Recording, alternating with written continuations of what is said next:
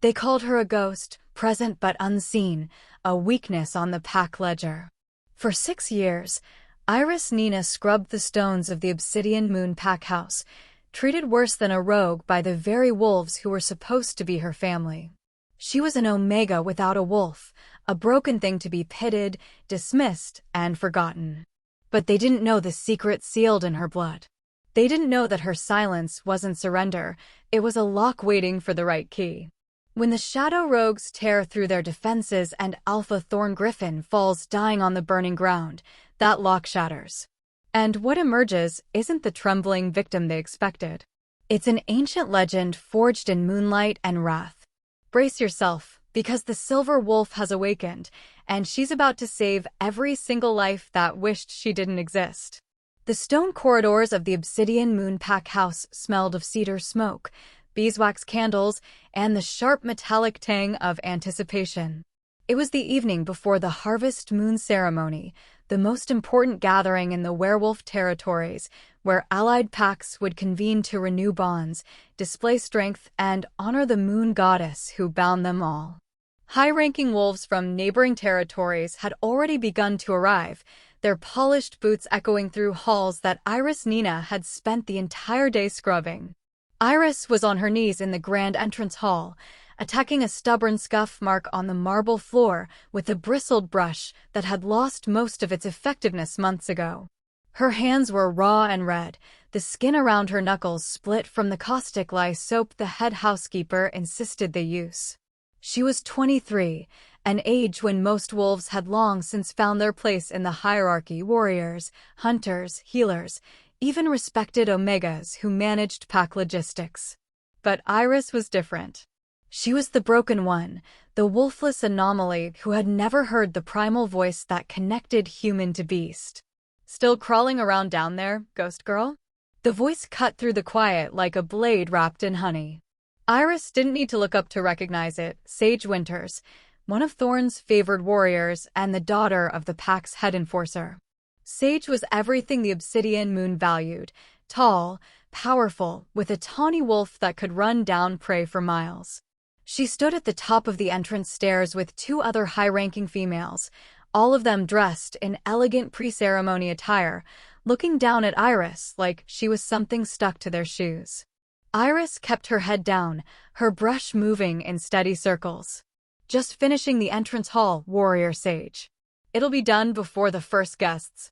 A designer heel slammed down onto Iris's left hand, grinding her fingers against the unforgiving marble. Iris gasped, teeth clenching to trap the cry that wanted to escape. "That's Warrior Sage to you, runt," Sage corrected, though Iris had used her title properly. She pressed down harder, and Iris felt something in her pinky finger pop. "And don't think you're sneaking up to the gallery tonight to watch the ceremony. Alpha Thorn specifically said he doesn't want any defects visible when the other packs arrive. Bad for our reputation."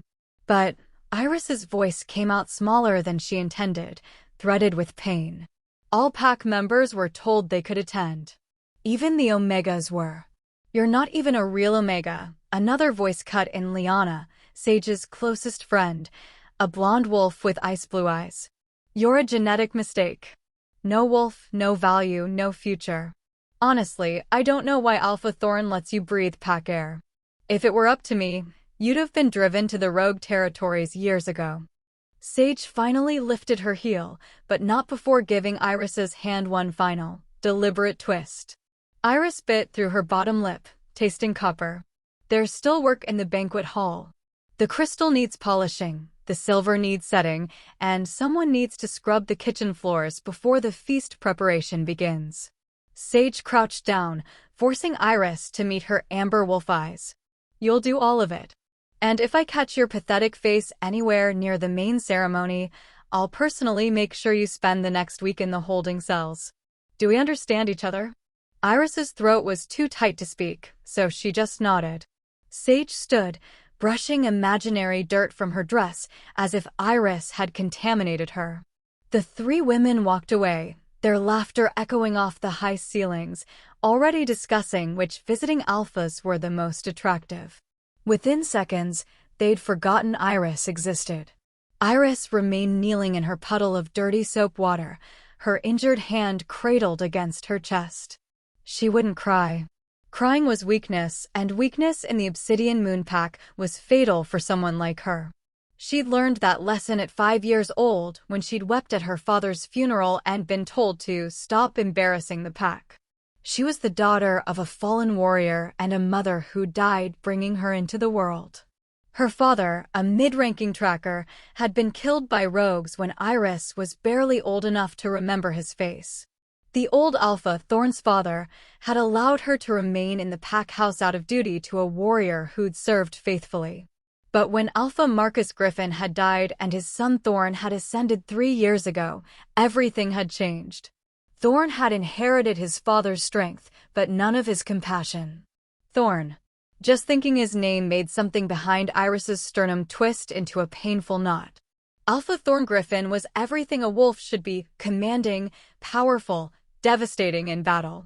His wolf was massive and black as midnight, radiating dominance that made even visiting alphas lower their eyes.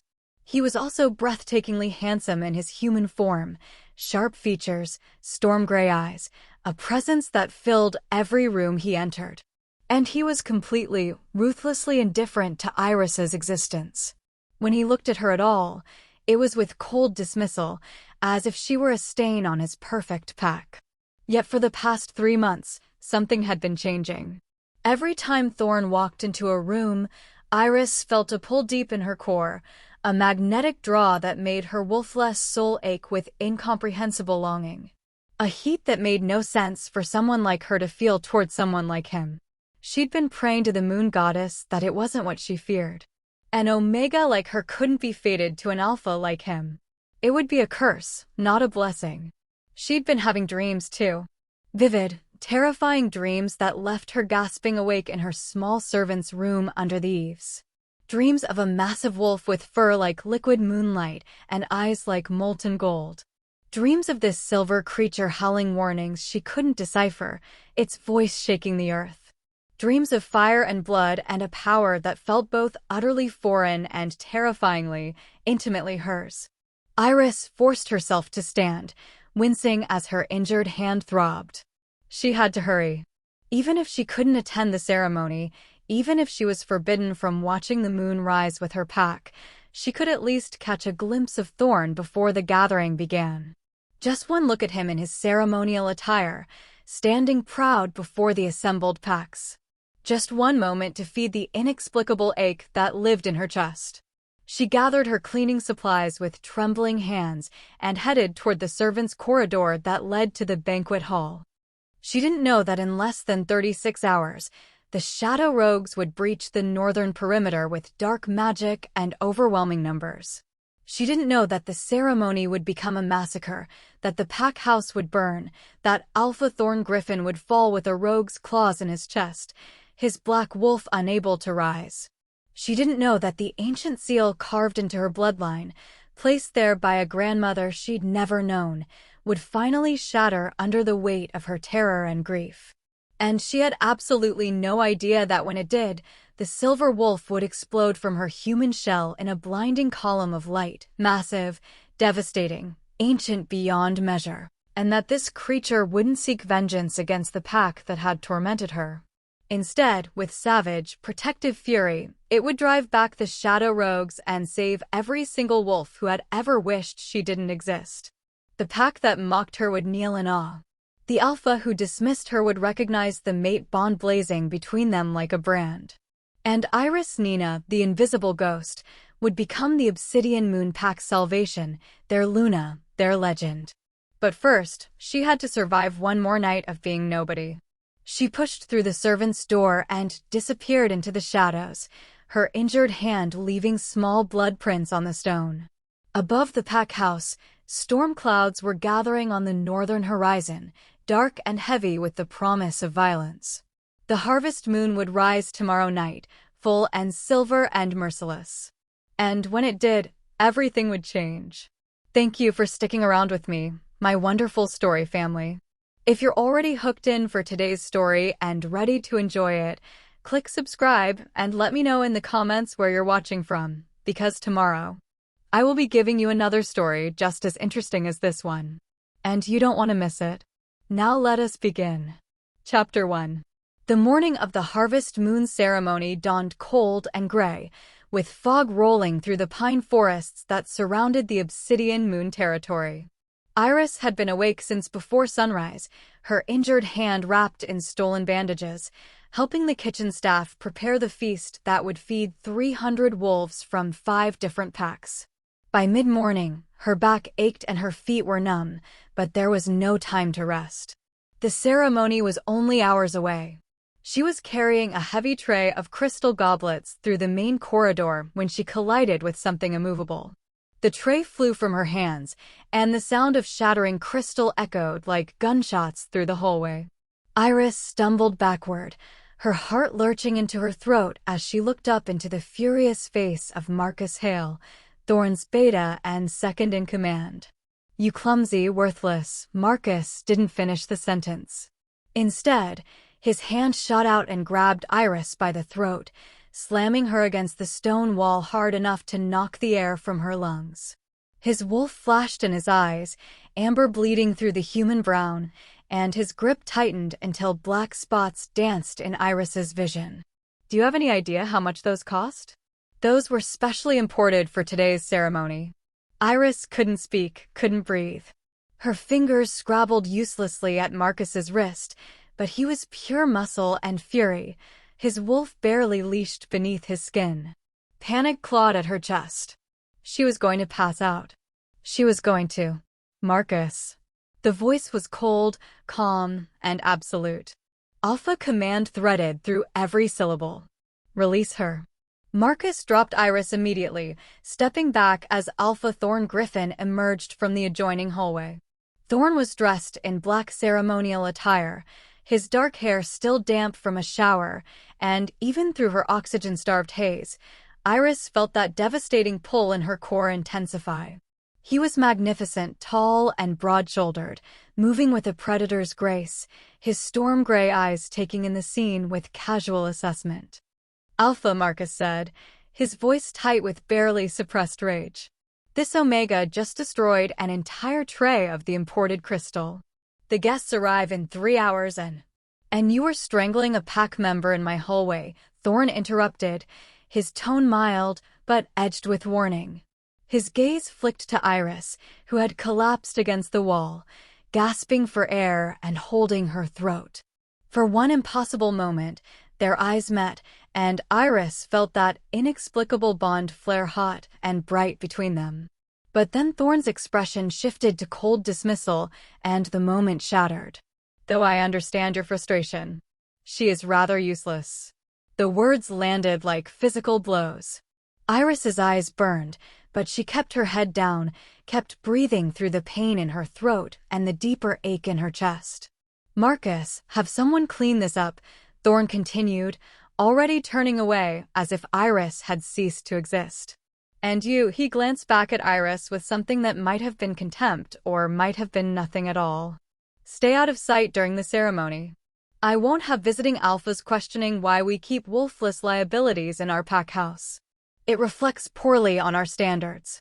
"Yes, Alpha," Iris whispered, the words scraping through her bruised throat. Thorn walked away without another word, Marcus following at his heels, already discussing security arrangements for the evening. Neither of them looked back. 2 Omega servants appeared within minutes, shooting Iris sympathetic but frightened looks as they swept up the shattered crystal. Iris stood there for a long moment, her hand pressed to her throat, feeling the bruises already forming. Useless. Liability. Wolfless. The words echoed in her skull like a curse she couldn't escape. She made it to her tiny room under the eaves before the tears came, silent and bitter.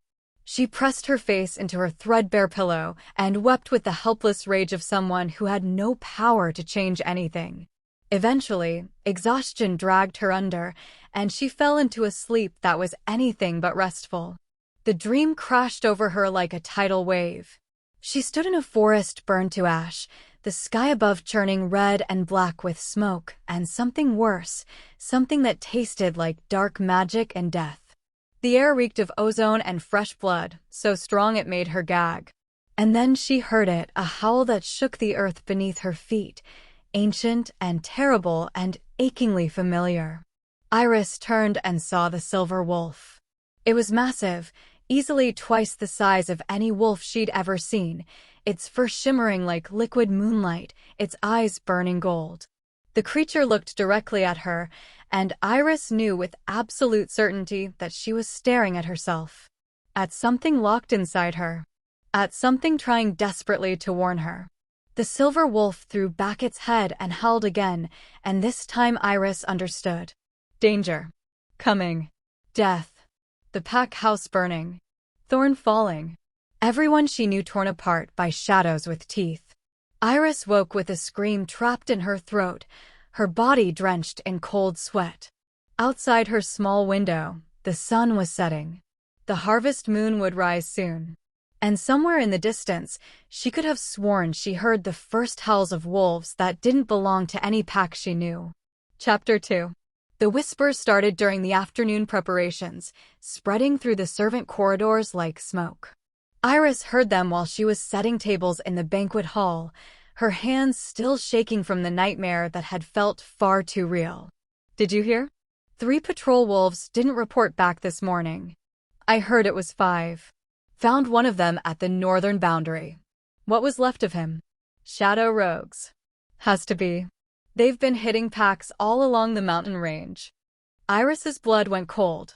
She'd heard stories about the Shadow Rogues, a new, brutal enemy that had emerged 6 months ago from somewhere beyond the unclaimed territories. They didn't fight like normal rogues. They used dark magic, moved with unnatural stealth, and left nothing but corpses in their wake. 3 packs had already fallen to them, their territories abandoned and cursed. But when she mentioned it to the head housekeeper, the older woman just shook her head sharply. Don't spread panic, girl. Alpha Thorn has doubled the perimeter guard. We're the strongest pack in the region. Now get back to work. Guests will be arriving within the hour. Iris swallowed her fear and obeyed, but her hands trembled as she arranged silverware and polished wine glasses until they gleamed. The dream howled in the back of her mind. Danger. Coming. Death. By sunset, the obsidian moon pack house was transformed. Thousands of candles cast warm light across the great hall, and the air was thick with the scent of roasted meat, spiced wine, and the mingled pheromones of powerful wolves. Visiting alphas and their entourages had arrived throughout the afternoon, the Crimson Fong pack from the eastern mountains, the River's Edge pack from the valley, smaller allied packs paying their respects to Obsidian Moon's dominance. Iris moved through the crowd like a ghost, carrying trays of champagne and appetizers, her face carefully blank. She wore the plain gray uniform of the lower servants, designed to make her invisible, and she kept her eyes down. But she couldn't help watching Thorn. He stood at the center of the great hall, magnificent in black ceremonial attire with silver threading that caught the candlelight. He was surrounded by admirers, high-ranking females from visiting packs, all of them beautiful and powerful, their wolves shining just beneath their skin. A stunning brunette from Crimson Fong touched his arm, laughing at something he said. A blonde from River's Edge stood too close, her intentions crystal clear. And Thorn, damn him, seemed to enjoy the attention. He smiled, actually smiled, at something the brunette whispered in his ear. That smile, rare and devastating, sent a spike of inexplicable jealousy through Iris's chest so sharp it nearly made her stumble. She had no right to feel this way. He'd called her useless just hours ago. He'd told her to stay hidden. Yet the mate bond, if that's what this terrible pull was, didn't care about logic or dignity. It just burned, constant and agonizing. More champagne, a visiting wolf snapped at her, shoving an empty glass toward her face. Iris murmured an apology and hurried back toward the kitchens, desperate to escape the sight of Thorn with those perfect, powerful women who actually deserved to stand at an alpha's side. The ceremony itself was scheduled to begin at moonrise. The pack would gather in the ceremonial clearing behind the main house, where Thorn would make offerings to the moon goddess and renew the pack's sacred bonds. It was the most important moment of the year, when the pack's strength was on full display. Iris was refilling her tray in the kitchen when the first scream cut through the music and laughter. It came from outside, high and terrified, then abruptly silenced. The room went utterly still. Then chaos erupted. More screams. The crash of breaking glass. Wolves began shifting, their human forms exploding into fur and fang, but something was wrong. Some of them collapsed mid-shift, convulsing on the floor. Others shifted but seemed disoriented, their wolves struggling as if fighting through thick fog. "The wine," someone shouted. "They poisoned the wine." Iris's tray fell from her hands. Through the tall windows, she could see shapes moving in the darkness beyond the torchlight wolves, but wrong somehow. Their eyes glowed an unnatural red, and shadows clung to them like living things. Shadow rogues. They hadn't come over the walls or through the main gates. They'd been waiting, hidden by dark magic, while their poison worked through the guard rotation and the ceremonial wine. Now they struck from every direction at once, from the forests, from the shadows, from places that should have been impossible to breach. The perimeter defenses were already down. The patrol wolves were already dead. And the pack, drugged and disoriented and caught in the middle of a celebration, was utterly unprepared. Thorn's voice cut through the chaos like a blade, pure alpha command. "Protect the guests. Fighters to the perimeter. Get the young and wounded to the safe rooms." His shirt tore as he shifted, his massive black wolf emerging in a ripple of power that would have been magnificent under any other circumstance. He leaped through the shattered window toward the fighting, Marcus and a dozen other warriors following. But Iris could see what they couldn't from her position near the kitchen. The attack wasn't random. The shadow rogues were herding the pack toward the center, cutting off escape routes, driving them back toward the pack house.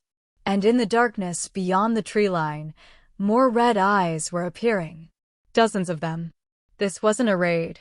It was an execution. The silver wolf in her dreams had been right. Death was here.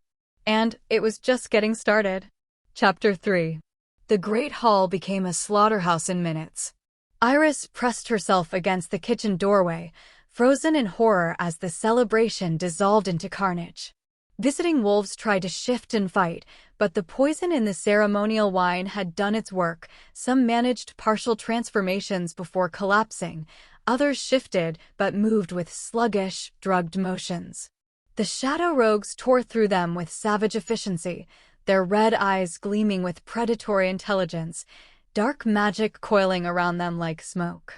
Through the shattered windows, Iris could see Thorn's black wolf in the courtyard, massive and magnificent even in the midst of chaos. He moved like death itself, his jaws closing around a shadow rogue's throat, tearing it away in a spray of dark blood. Marcus fought beside him in his russet wolf form, and a dozen other Obsidian Moon warriors formed a defensive line, trying desperately to hold back the tide. But there were too many. For every shadow rogue that fell, 2 more emerged from the darkness. And the dark magic they wielded was unlike anything Iris had ever seen. Shadows that moved with teeth, that wrapped around wolves and squeezed until bones cracked, that seemed to drain the strength from anyone they touched. A massive shadow rogue, larger than the others and covered in ritual scars, locked onto Thorn. This one was different, a leader, radiating power that made the air shimmer with heat. Dark energy crackled around its claws like black lightning. Thorn saw it coming and braced himself, but he was already bleeding from a dozen wounds, already fighting 3 others. When the scarred rogue struck, it was with devastating speed. Its claws, wreathed in that terrible dark magic, raked across Thorn's side, cutting deep. Too deep. Thorn's black wolf yelped, a sound of pure agony that Iris felt like a knife to her own chest, and collapsed. He tried to rise, tried to shift back to his human form where he might have more options, but the dark magic was eating through him like acid, preventing the change. He was stuck, wounded and vulnerable, his black wolf unable to do anything but whimper as the scarred rogue advanced for the killing blow. No. The word escaped Iris's lips as a whisper, but inside her chest, something was screaming. Marcus tried to reach Thorn, but two shadow rogues dragged him down, their teeth finding his throat.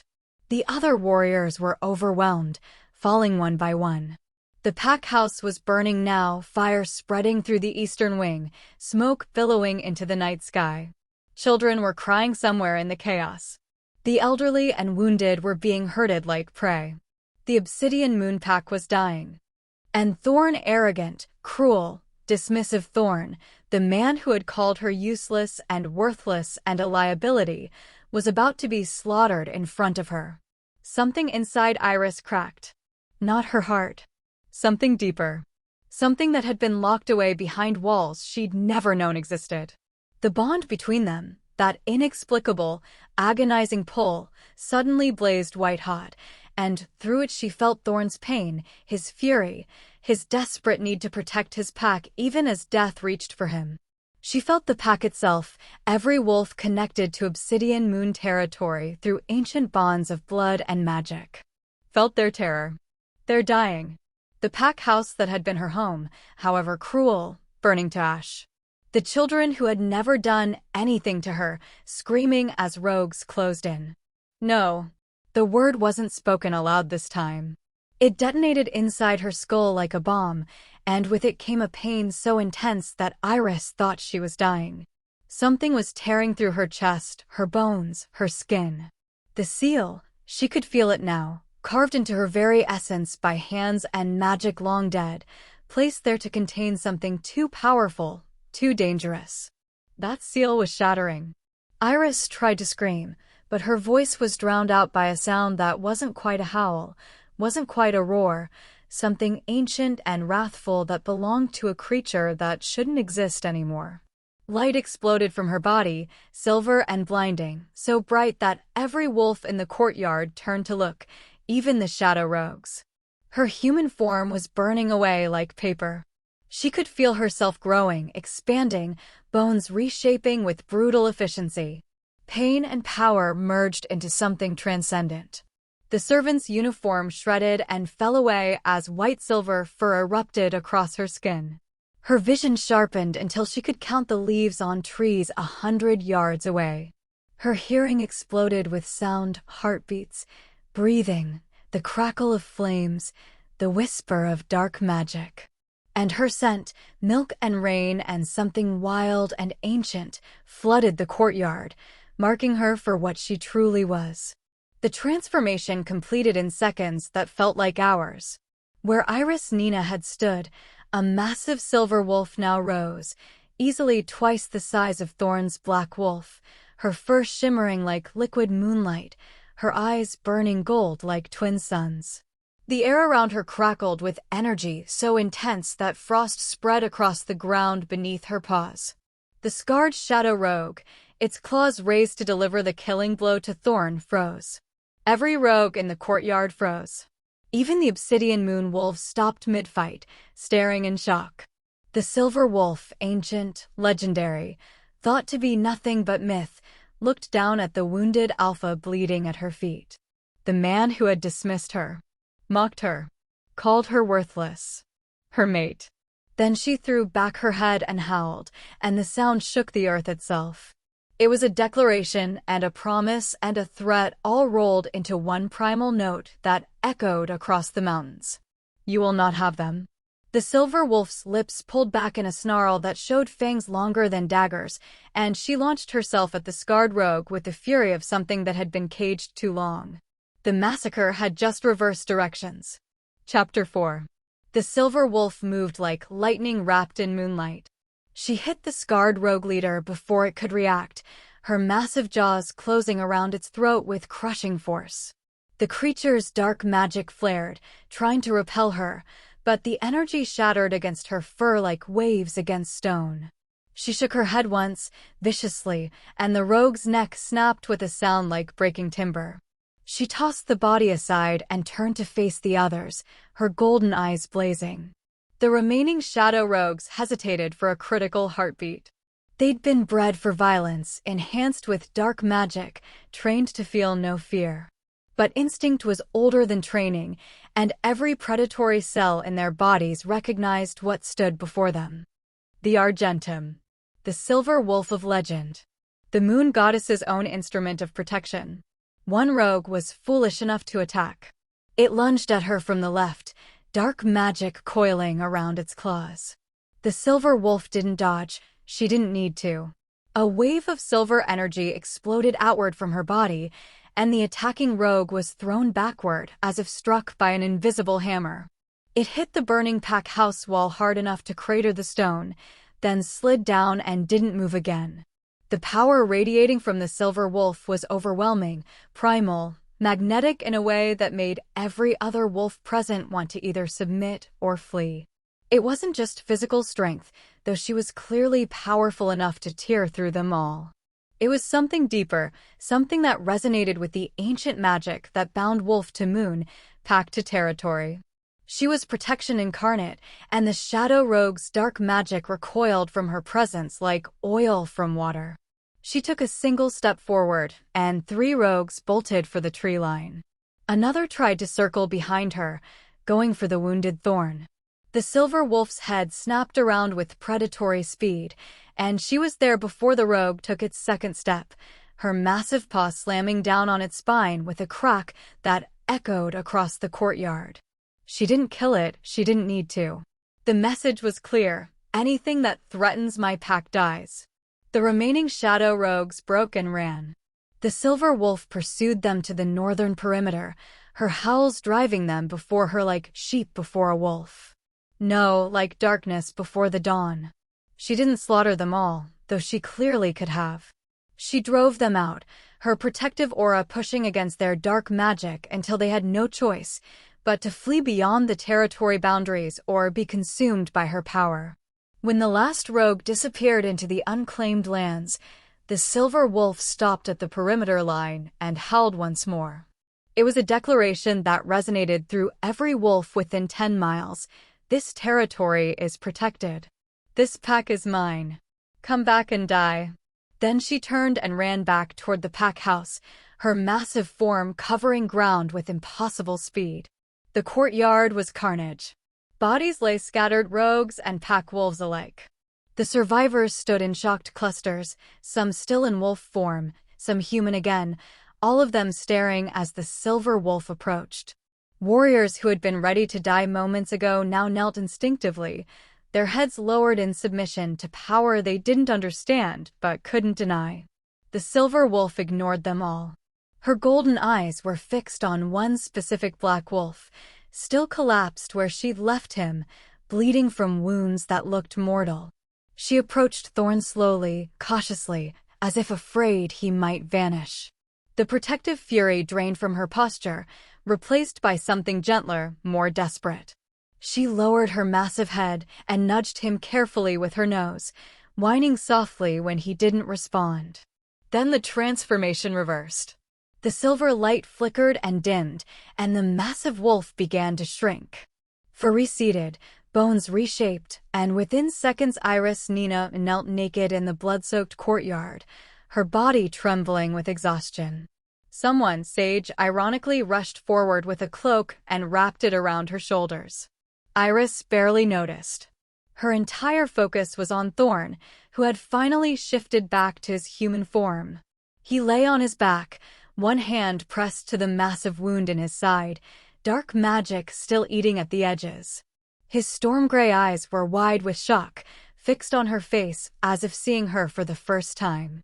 And the mate bond, that inexplicable pull that had tormented Iris for months, suddenly became undeniable. It slammed into both of them with the force of a physical blow, amplified by the life-or-death moment they'd just survived, by the fact that she'd saved him, that he'd been dying and she'd been the one to stop it. Iris gasped as the bond seared through her chest, hot and demanding and absolutely certain. Through it, she could feel everything: Thorn's pain, his shock, his confusion, and underneath it all, a dawning recognition that made her heart stutter. "You." Thorn's voice was rough, broken.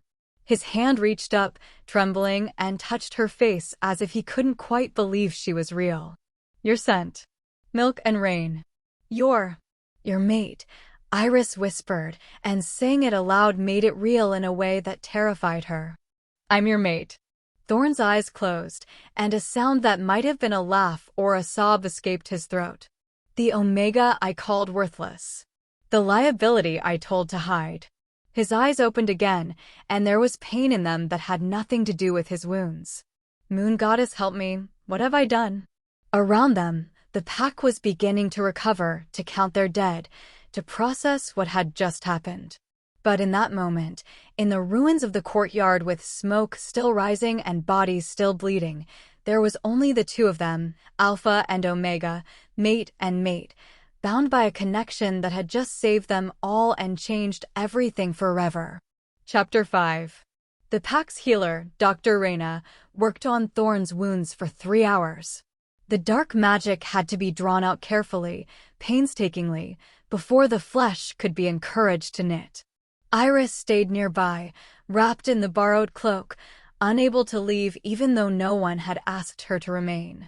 The mate bond pulled at her like a physical tether, making distance from Thorn actively painful. By dawn, the worst was over.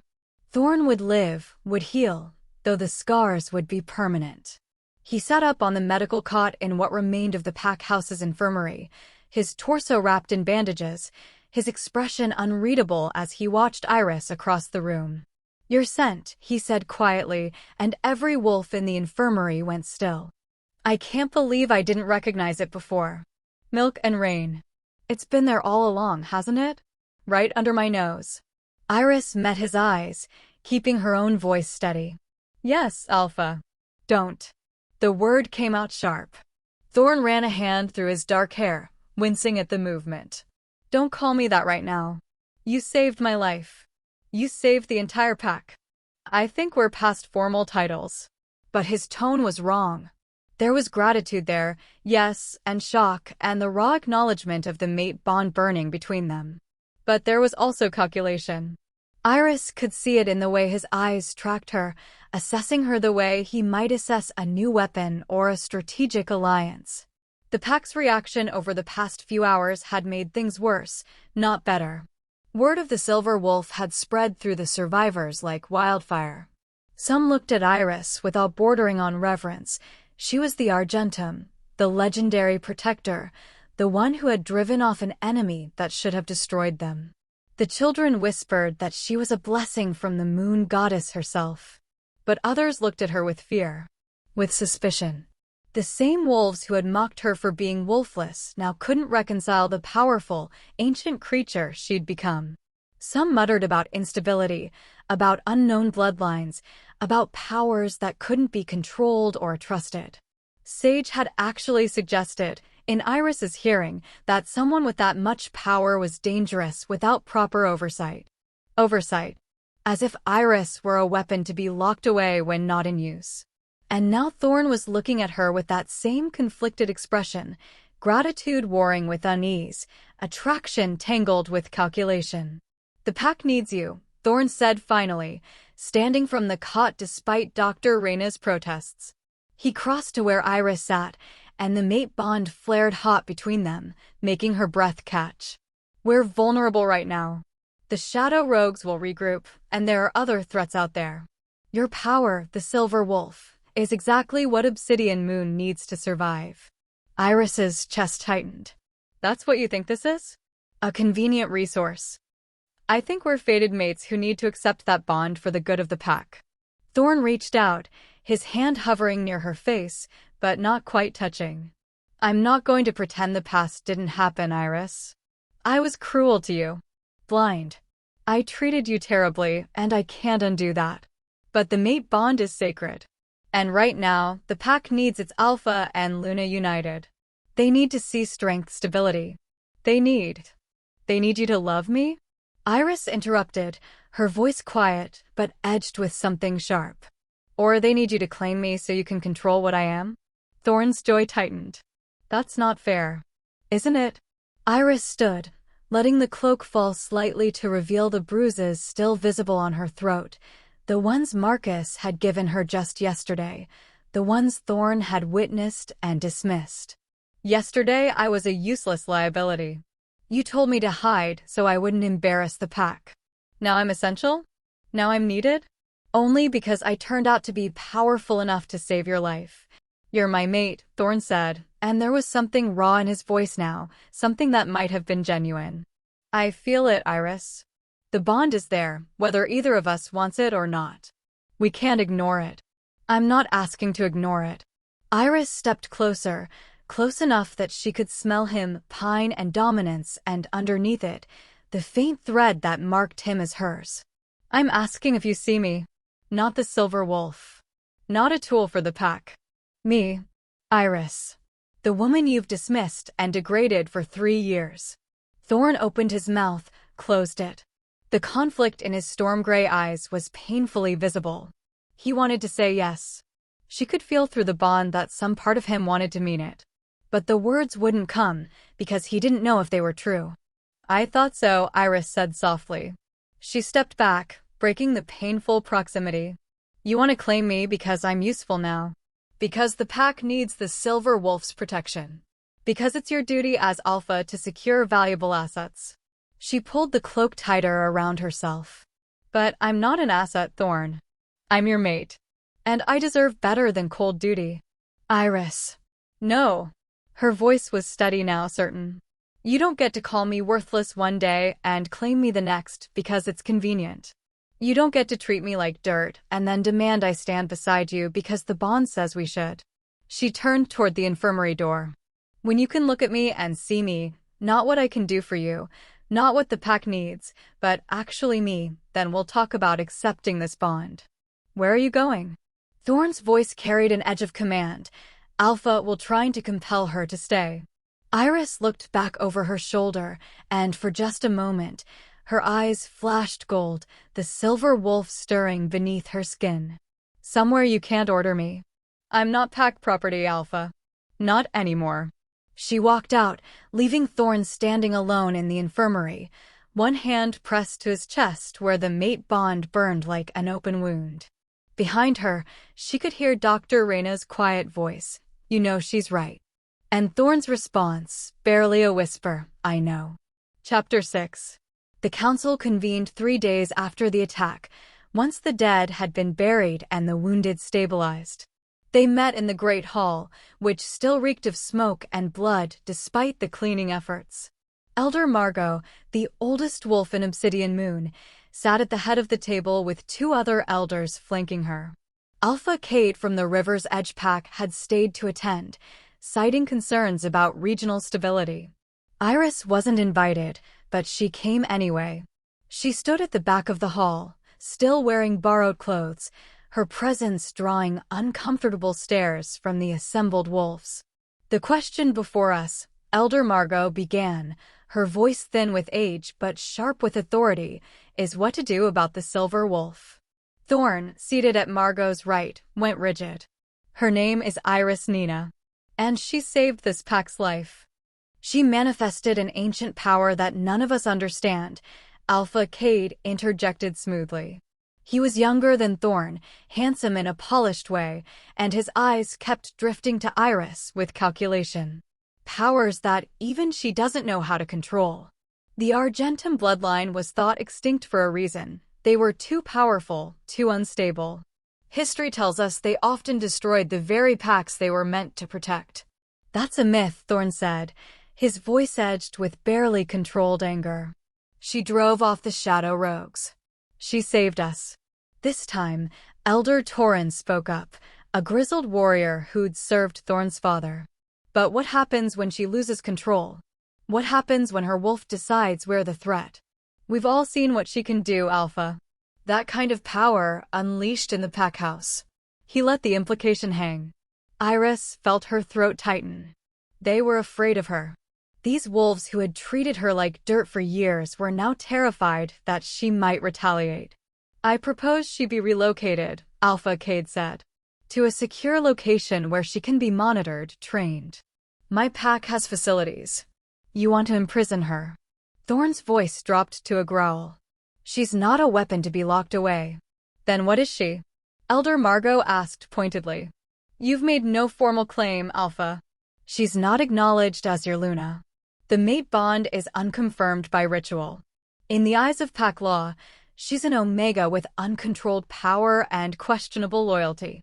We have every right to demand she prove herself or leave for the pack's safety.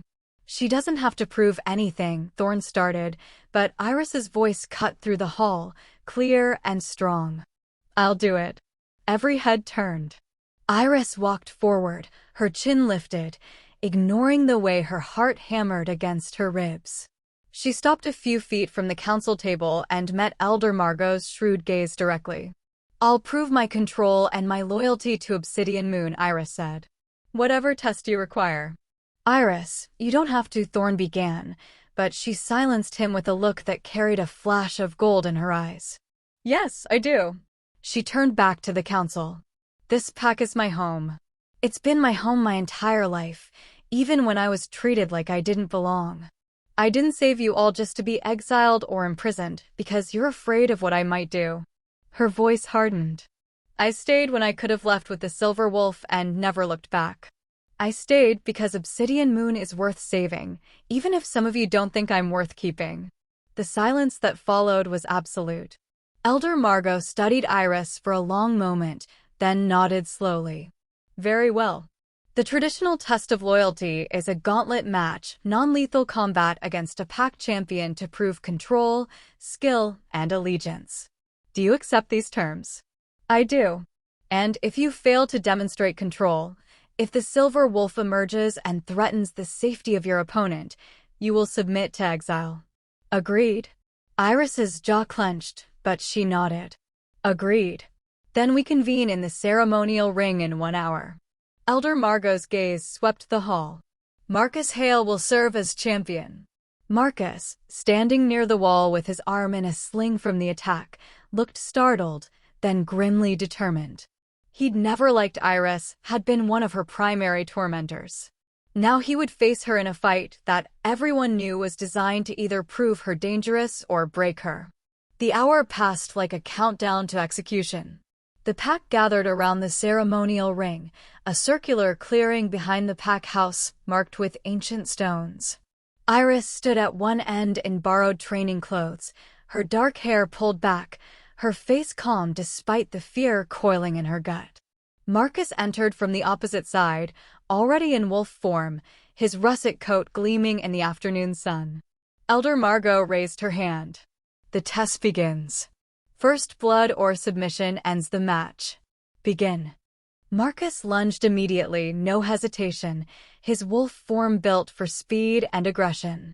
He was an experienced warrior, skilled and ruthless. He came at Iris low and fast, going for her legs. Iris shifted. The transformation was faster this time, more controlled. Silver light flared, and the massive silver wolf stood where Iris had been, her golden eyes tracking Marcus with predatory precision. The watching pack gasped, some stepping back instinctively.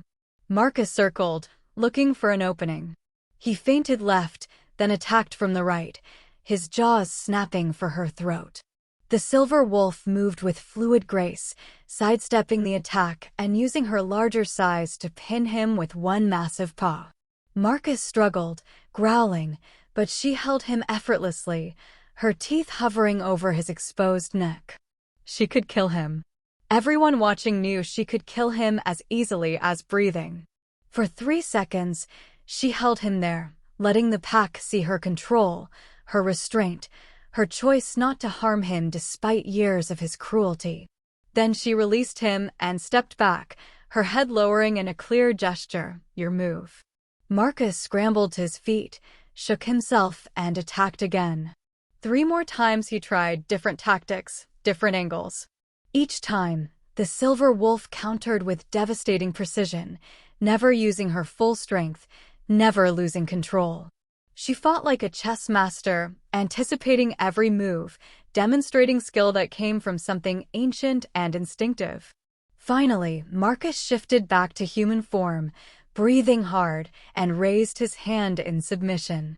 I yield.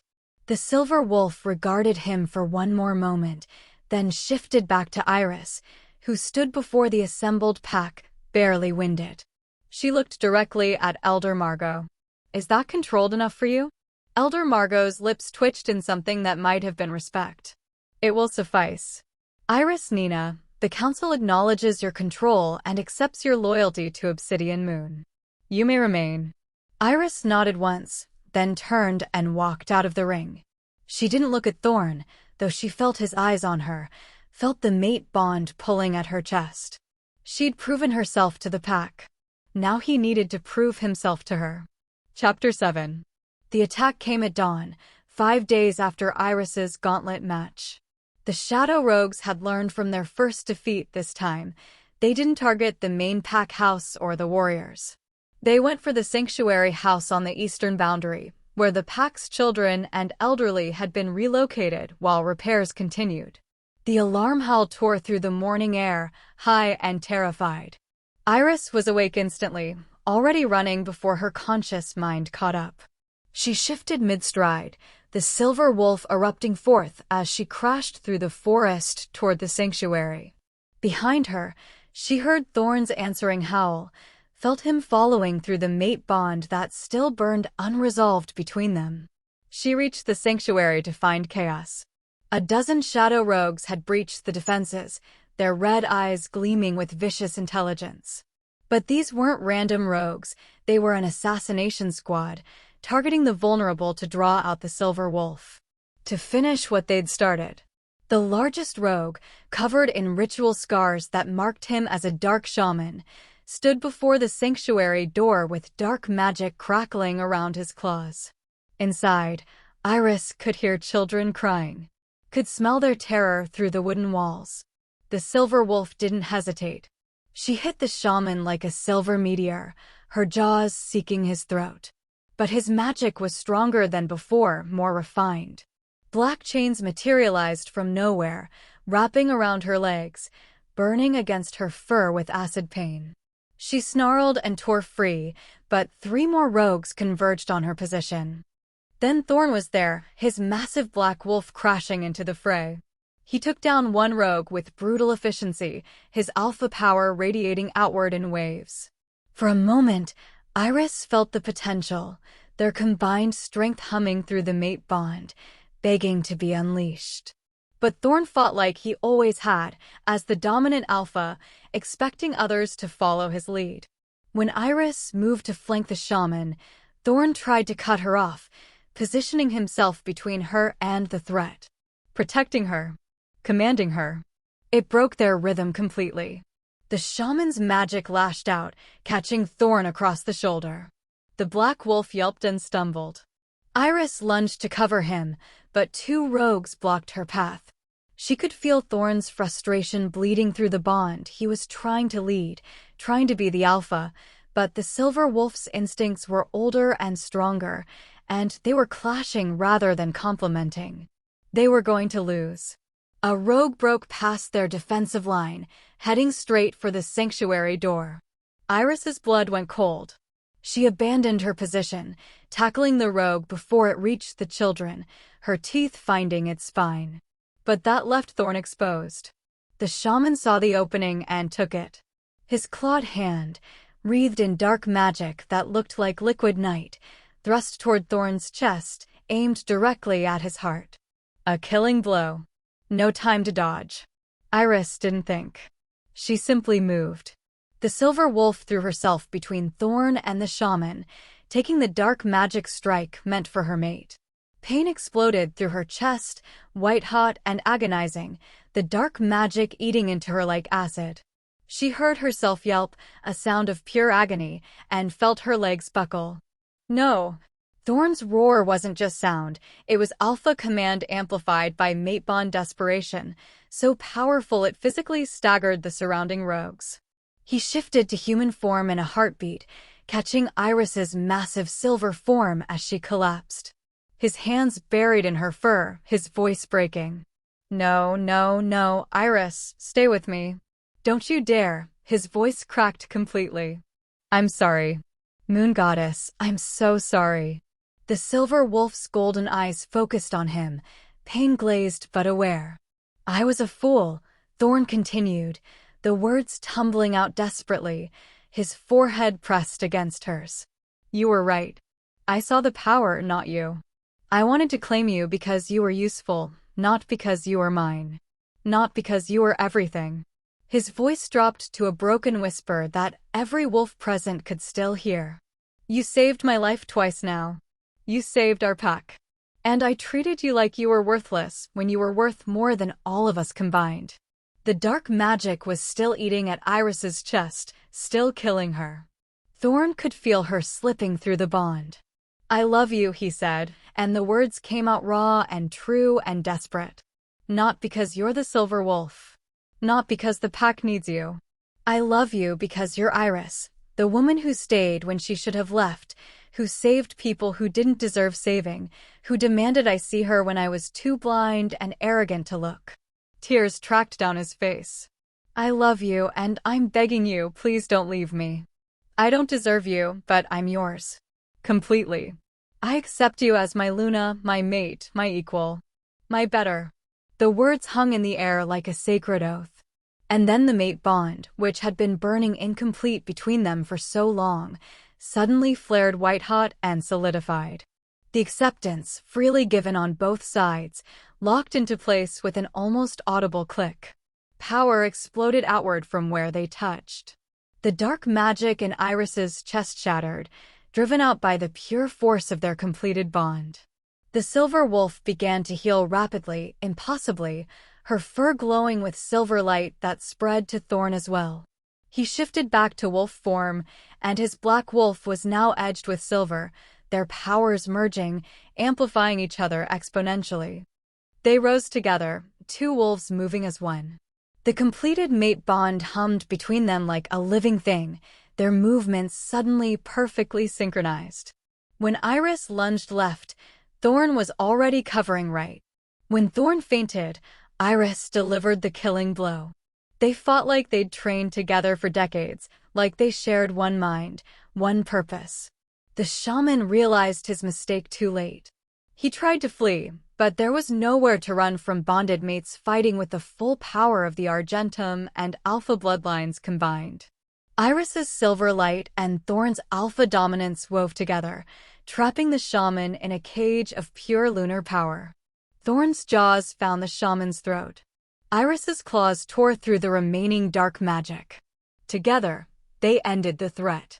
The surviving shadow rogues, seeing their leader fall and facing the impossible power of true bonded mates, broke and ran.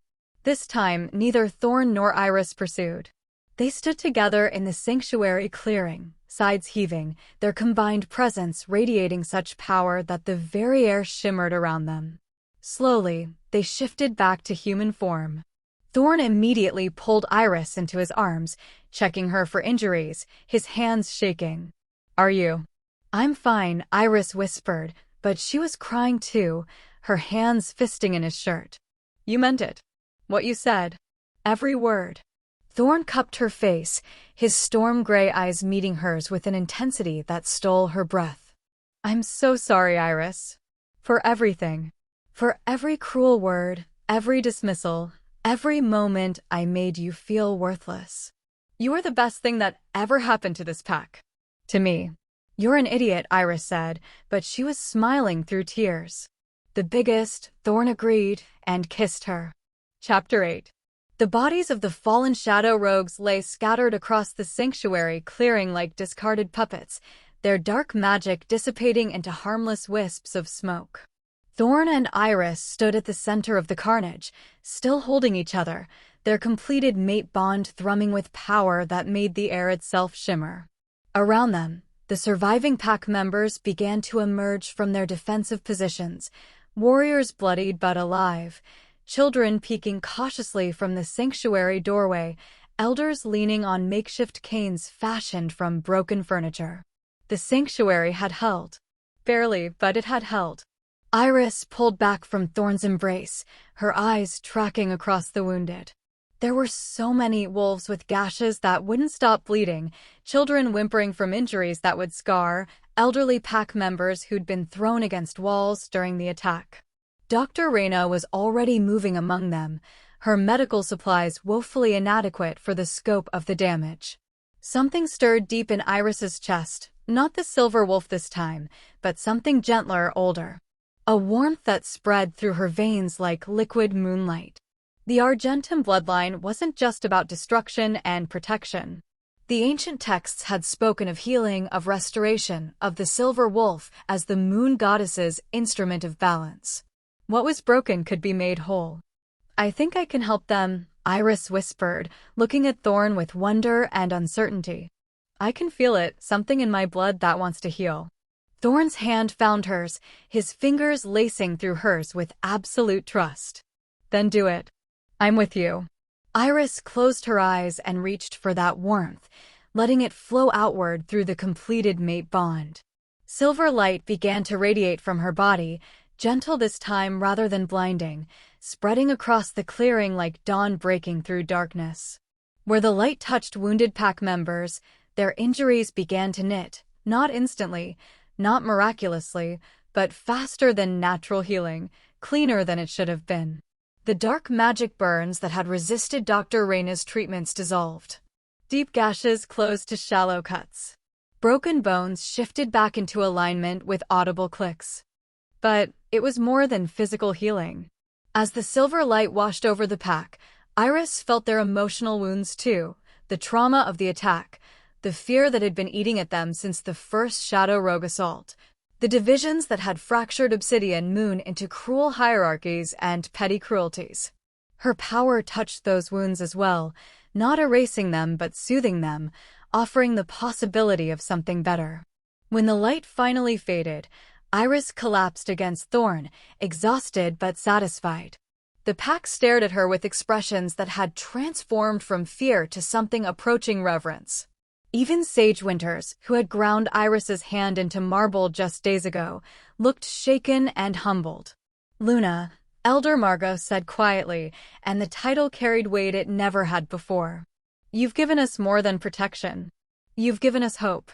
But Thorn's expression had gone cold and hard, his alpha authority reasserting itself with devastating finality.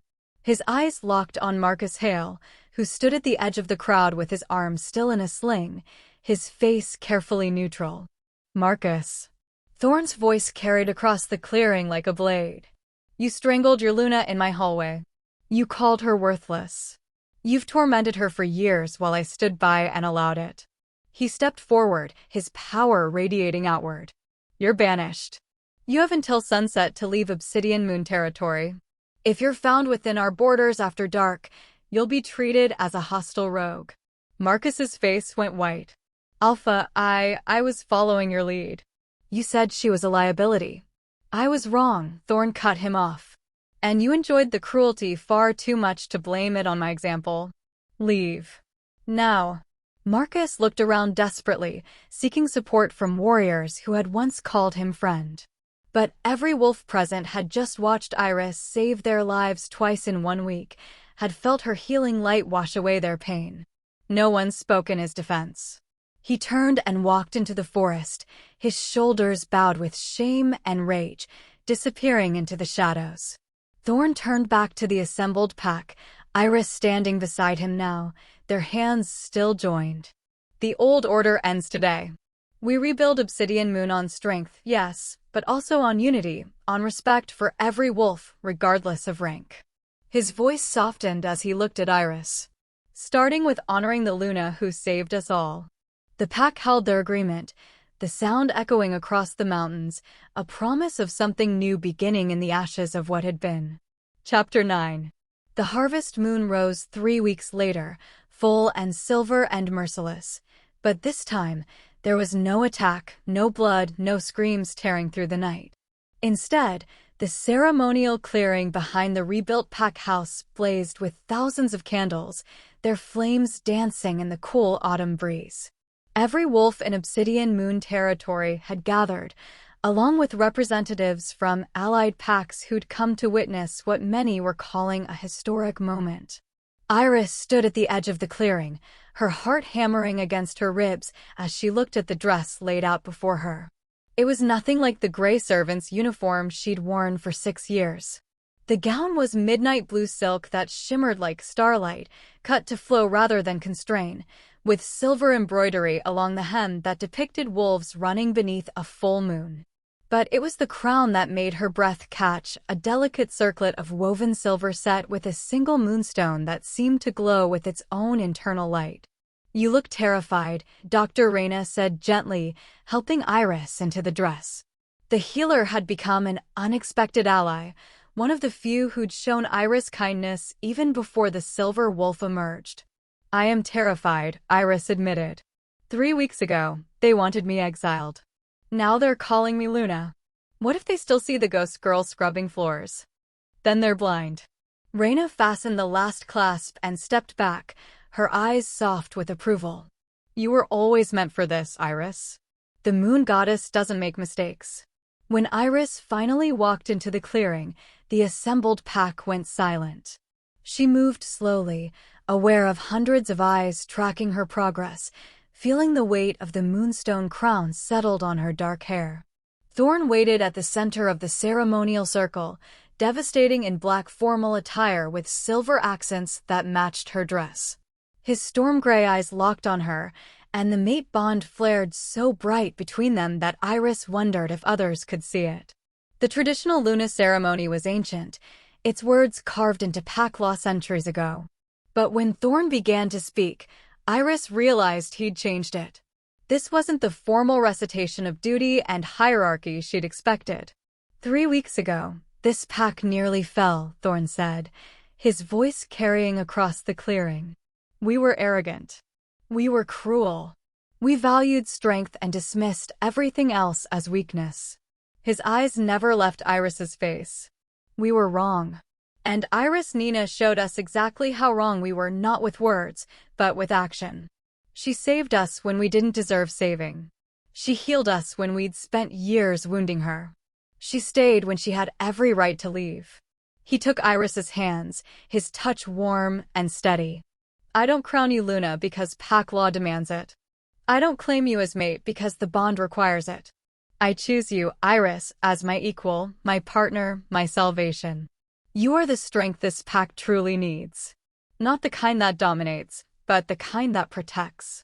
Not the kind that crushes, but the kind that heals. Thorn lifted the moonstone crown from the velvet cushion beside him and placed it gently on Iris's head. The moment it settled, silver light pulsed outward, the Argentum bloodline recognizing and accepting the formal title. The clearing seemed to hold its breath. Kneel, Thorn commanded the assembled pack, his alpha authority absolute. For your Luna. For the silver wolf. For the woman who gave you all a second chance you didn't earn. 300 wolves dropped to their knees, heads bowed in genuine respect. Even the visiting alphas knelt, acknowledging power and grace when they saw it. Sage Winters, tears streaming down her face, pressed her forehead to the ground. Elder Margot smiled, her aged eyes sharp with satisfaction. Iris looked out at the kneeling pack, these wolves who had mocked her, dismissed her, wished she didn't exist, and felt something fundamental shift inside her chest. Not forgiveness, not entirely, but acceptance. Understanding that they were all flawed, all capable of change, all bound together by something larger than individual cruelty or kindness. Rise, she said quietly, and her voice carried the same lunar authority that had driven back the shadow rogues.